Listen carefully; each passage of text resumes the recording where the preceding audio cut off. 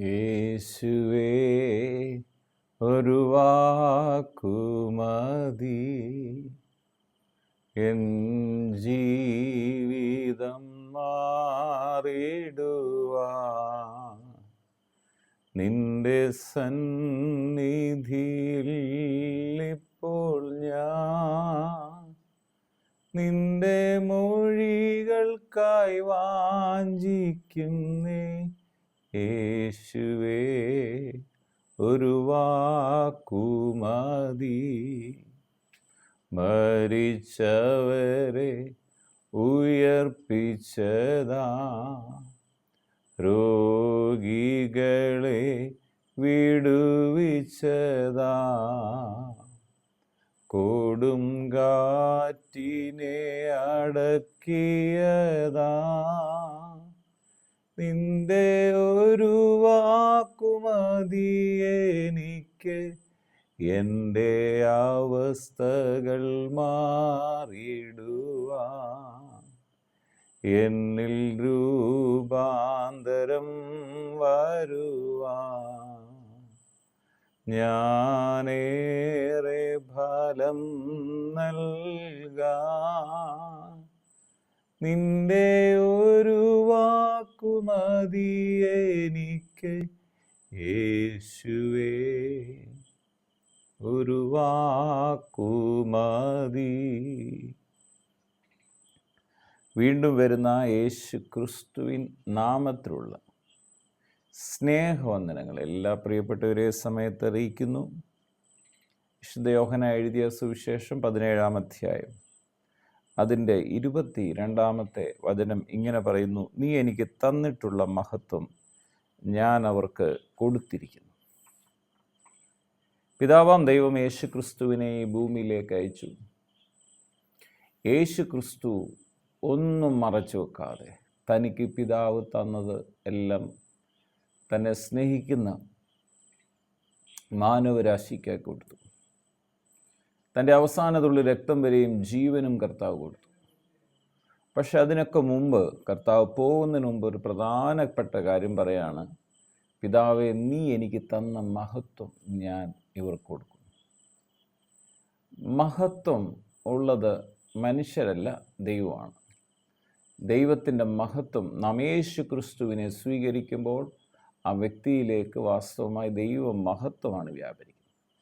പിതാവിൽ നിന്ന് ലഭിച്ച മഹത്വം, പിതാവ് കൊടുത്ത, യേശുവിന് നൽകിയ മഹത്വം യേശു ക്രിസ്തുവിൽ വിശ്വസിക്കുന്ന എനിക്കും നിങ്ങൾക്കും യേശു ക്രിസ്തു നൽകുന്നു എന്ന് നാം മറന്നു പോകരുത്.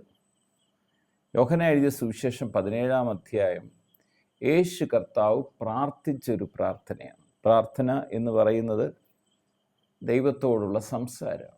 പിതാവാം ദൈവത്തോട് പുത്രനാം യേശു ക്രിസ്തു ഭൂമിയിലായിരിക്കുമ്പോൾ സംസാരിക്കുകയാണ്. എന്താണ് സംസാരിക്കുക? ഇത് പറഞ്ഞിട്ട് യേശു സ്വർഗത്തിലേക്ക് നോക്കി പറഞ്ഞത് എന്തെന്നാൽ: പിതാവേ, നാഴിക വന്നിരിക്കുന്നു. എന്തിനാ? നിന്റെ പുത്രൻ നിന്നെ മഹത്വപ്പെടുത്തേണ്ടതിന് പുത്രനെ മഹത്വപ്പെടുത്തണമേ. എന്നിട്ട് പറയണം: നീ അവന് നൽകിയിട്ടുള്ളവർക്ക് എല്ലാവർക്കും അവൻ നിത്യജീവനെ കൊടുക്കേണ്ടതിന് നീ സകല ജഡത്തിന്മേലും അവന് അധികാരം നൽകിയിരിക്കുന്നു. യേശു ക്രിസ്തുവിന് അധികാരം നൽകി. അതെന്തിനു വേണ്ടിയാണെന്ന് യേശു പറയുന്നു: സർവ ജനത്തിനും നിത്യ ജീവൻ നൽകേണ്ടത്. യേശു ക്രിസ്തുവിൽ വിശ്വസിക്കുമ്പോൾ നാം നിത്യ ജീവനിലേക്ക് പ്രവേശിക്കുകയാണ്.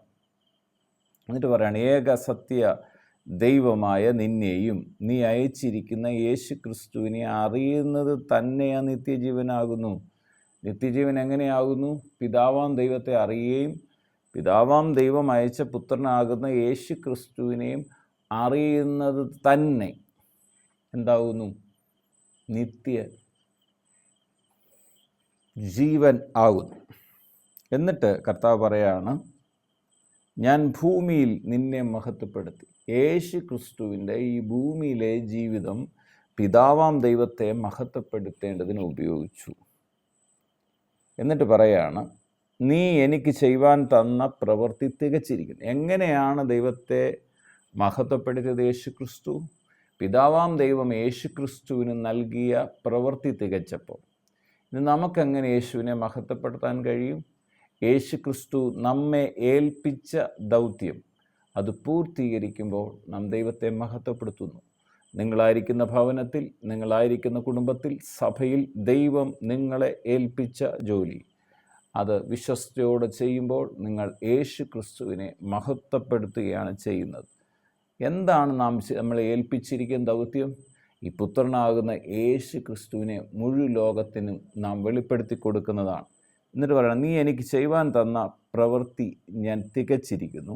ഇപ്പോൾ പിതാവേ, ലോകമുണ്ടാകുന്നതിന് മുമ്പ് എനിക്ക് നിൻ്റെ അടുക്കൽ ഉണ്ടായിരുന്ന മഹത്വത്തിൽ എന്നെ നിൻ്റെ അടുക്കൽ മഹത്വപ്പെടുത്തണമേ.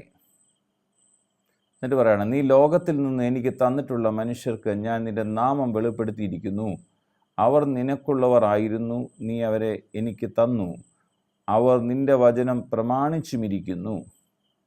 നീ എനിക്ക് തന്നത് എല്ലാം നിൻ്റെ പക്കൽ ആകുന്നു എന്ന് അവർ ഇപ്പോൾ അറിഞ്ഞിരിക്കുന്നു. നീ എനിക്ക് തന്ന വചനം ഞാൻ അവർക്ക് കൊടുത്തു, അവർ അത് കൈക്കൊണ്ടു. ഞാൻ നിൻ്റെ അടുക്കൽ നിന്ന് വന്നിരിക്കുന്നുവെന്ന് സത്യമായിട്ട് അറിഞ്ഞും എന്നെ അയച്ചും എന്ന് വിശ്വസിച്ചും ഇരിക്കുന്നു. ഞാൻ അവർക്ക് വേണ്ടി അപേക്ഷിക്കുന്നു. എന്നിട്ട് പറയണം, ലോകത്തിന് വേണ്ടിയല്ല, നീ എനിക്ക് തന്നിട്ടുള്ളവർ നിനക്കുള്ളവർ ആകൊണ്ട് അവർക്ക് വേണ്ടിയാണ് ഞാൻ അപേക്ഷിക്കുന്നത്. എന്നിട്ട് പറയണം, എൻ്റേതെല്ലാം നിൻ്റേതും നിൻ്റേതെല്ലാം എൻ്റേതുമാകുന്നു. ഞാൻ അവരിൽ മഹത്വപ്പെട്ടുമിരിക്കുന്നു. ഞാൻ ഇനിയും ലോകത്തിലിരിക്കുന്നില്ല, ഇവരോ ലോകത്തിൽ ഇരിക്കുന്നു. ഞാൻ നിൻ്റെ അടുക്കൽ വരുന്നു. പരിശുദ്ധ പിതാവേ, അവർ നമ്മെപ്പോലെ ഒന്നാകേണ്ടതിന് നീ എനിക്ക് തന്നിരിക്കുന്ന നിൻ്റെ നാമത്തിൽ അവരെ കാത്തുകൊള്ളണമേ. അവരോടുകൂടി ഇരുന്നപ്പോൾ ഞാൻ അവരെ എനിക്ക് തന്നിരിക്കുന്ന നിൻ്റെ നാമത്താൽ കാത്തുകൊണ്ടിരുന്നു. ഞാൻ അവരെ സൂക്ഷിച്ചു. കർത്താവ് നമ്മെ സൂക്ഷിച്ചുകൊണ്ടായിരിക്കുന്നു. അതിനൊക്കെ തുടർന്ന് ഇങ്ങനെ പറഞ്ഞിട്ട്, സത്യവചനത്താൽ അവരെ വിശുദ്ധീകരിക്കണമേ. നിൻ്റെ വചനം സത്യമാകുന്നു. നീ എന്നെ ലോകത്തിലേക്ക് അയച്ചിരിക്കുന്നു. അവരും സാക്ഷാൽ വിശുദ്ധീകരിക്കപ്പെട്ടവരാകേണ്ടതിന് ഞാൻ അവർക്ക് വേണ്ടി എന്നെ തന്നെ എന്ത് ചെയ്യുകയാണ്? വിശുദ്ധീകരിക്കുന്നു.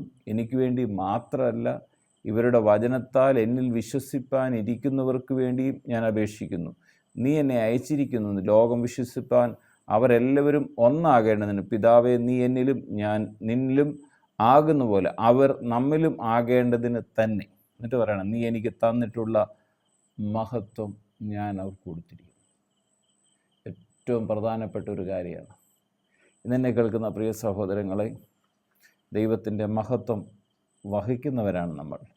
അതുകൊണ്ട് നമ്മൾ എന്ത് ചെയ്യണം?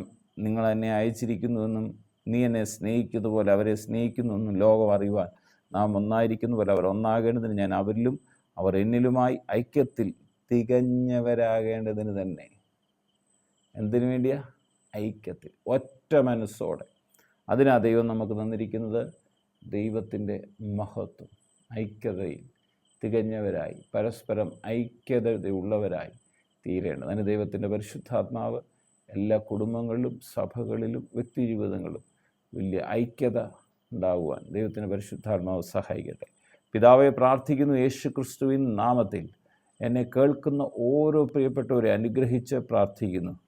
പിതാവാം ദൈവം യേശു ക്രിസ്തുവിന് നൽകിയ മഹത്വം കർത്താവെ ഇന്ന് യേശു ക്രിസ്തുവിൽ വിശ്വസിക്കുന്ന എല്ലാവരുടെയും ജീവിതത്തിൽ നൽകുന്നതിനായി സ്തോത്രം. എന്നെ കേൾക്കുന്ന രോഗികൾ യേശു ക്രിസ്തുവിൻ്റെ അടിപ്പിണരുകളാൽ സൗഖ്യം പ്രാപിക്കട്ടെ. ഹൃദയഭാരങ്ങൾ മാറിപ്പോകട്ടെ. ആകുല ചിന്തകൾ മാറട്ടെ.